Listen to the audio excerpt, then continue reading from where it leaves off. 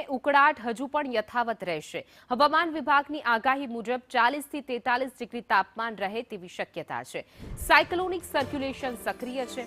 સુરેન્દ્રનગરમાં સૌથી વધુ એટલે કે 44.5 ડિગ્રી જેટલું તાપમાન નોંધાયું હતું।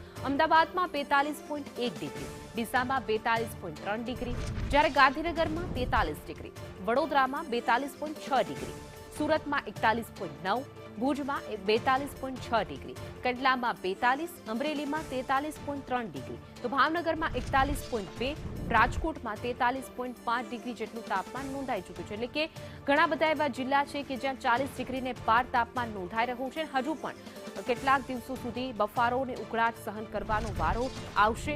હવામાન વિભાગની આગાહી મુજબ 40 થી 42 ડિગ્રી તાપમાન રહે એવી શક્યતા વ્યક્ત કરવામાં આવી છે।